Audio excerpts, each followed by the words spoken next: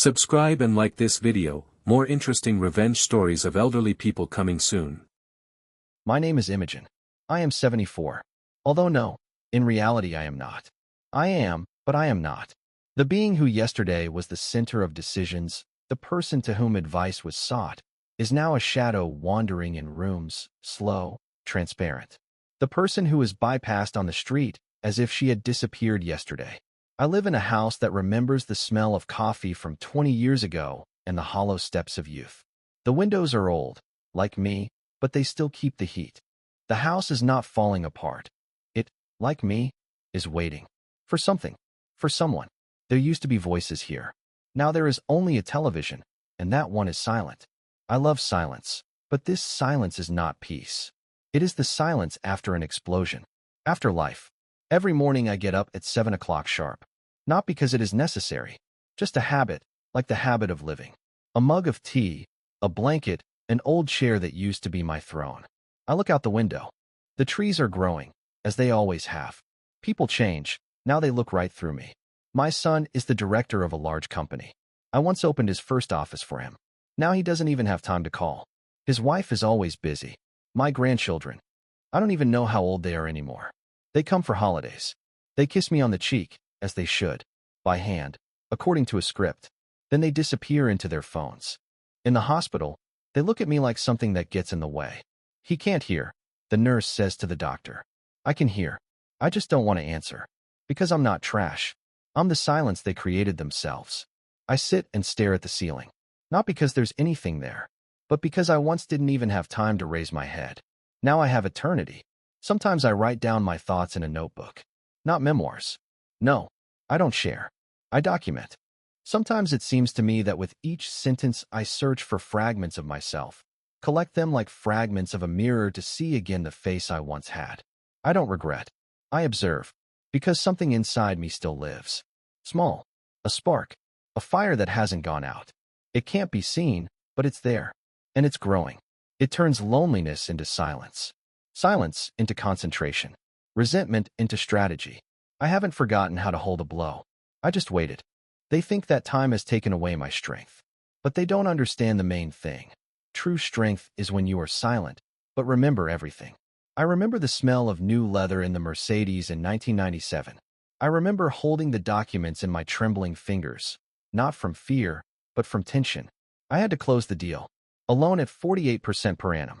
I understood that if it didn't work out, everything was lost. Business, family, dignity. But it worked out. I always played carefully, but accurately. They feared me, respected me, and sought me out. I wasn't like sharks. I was the sea they swam in. And when necessary, I drained it to the bottom. I opened my first business in my kitchen, printing flyers on an old printer. My partner stole the first profitable idea. I silently watched as he opened his business, and a year later he was already standing in line at the tax office, with fines at his throat. I didn't hit him. I just sent the right letter to the right office. I taught my children to be strategic. They played chess from the age of 3. They were taught financial literacy at 5. They went to university not because they had money, but because I sold my plot of land by the river.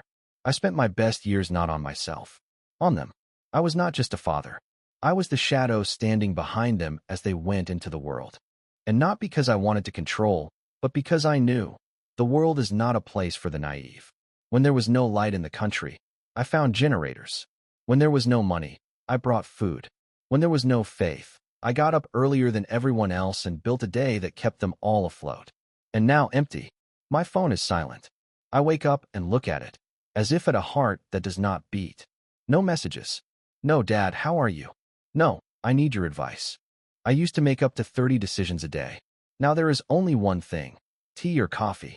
And both options are tasteless. They think I don't understand that time has passed. They are wrong. I am not hurt by the years. I am hurt by forgetting. I gave them all the cards. I built the game. And now they don't even let me sit at the table. And yet, I am not a card. And not a player.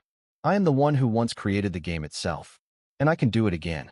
Today I dialed my son's number. For the first time in 6 months. I pressed the green receiver, watching the screen pulse. One signal. Another. Then a short beep.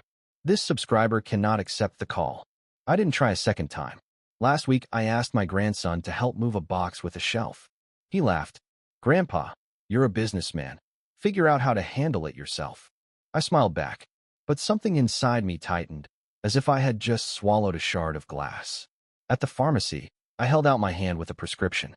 The pharmacist looked over my head, then at another customer, a younger one. She took his order. Mine hung in the air. The doctor said, "We won't do anything special with you. At your age, you have to come to terms with it." Then he turned to the nurse. "Take him away, because he can't hear anything anymore." "I can hear," I whispered. "What did you say?" "Nothing." My package fell at the bus stop. Tangerines rolled across the asphalt. People passed them by like stones. One guy just stepped on one fruit. On purpose. He looked me straight in the eye. I just nodded. He was embarrassed. But he left. I keep a notebook. This is my second one. I don't record crimes. I record faces of indifference. Names, dates, details, looks, remarks, gestures. All these little things are like sand. But dams are built from it that hold back pain. And one day this sand will break. My day is not just a routine.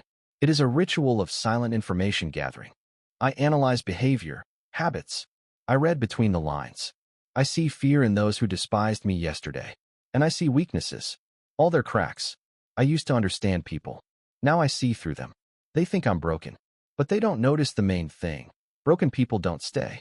They heal or become tools. And I am not healing. My loneliness is not the end. It is the beginning of accumulation. Like water behind a dam. It is quiet. But it has memory. And depth.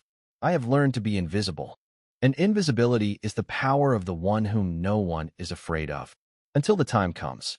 It happened in broad daylight. I was coming back from the store. 2 bags in my hands. Too heavy for my age. But I carry them. Not because I have to. But because no one else does. I tripped on the corner. One strap broke. And the tangerines, buckwheat, a piece of bread. Everything flew like pieces of my old life. I fell. Right in the middle of the sidewalk. People walked by. Some smiled. One said aloud, "Look, it's lying there. No one needs it." I didn't answer. I didn't look at him. I looked at the sky. Pure empty. And then something clicked inside me. Not anger. Not humiliation. Absolute, I see clarity. As if the headphones had been removed. And for the first time I heard silence. In it, order. I slowly got up. No one helped. And that was right. I went home. I took off my shoes. I went into the bedroom. Near the old wardrobe, a safe. I hadn't opened it in years. But I remembered the combination. Not with my fingers, but with my bones. Inside was an old notebook. A yellow Nokia with buttons. A folder with old files. A flash drive. And a copy of a contract I had once made with one of the city's largest developers. People had forgotten, but I hadn't. I sat down at the table. I opened the notebook. I looked through all the records from recent years. Who, when, how. Resentment is fuel. But strategy is a weapon. I had a friend. Once a debtor. I helped him save his business in 2003. Now he's the head of a consulting firm. I found his number. I dialed. "Hello. Imogen. I need help." No need to explain. I once saved his life.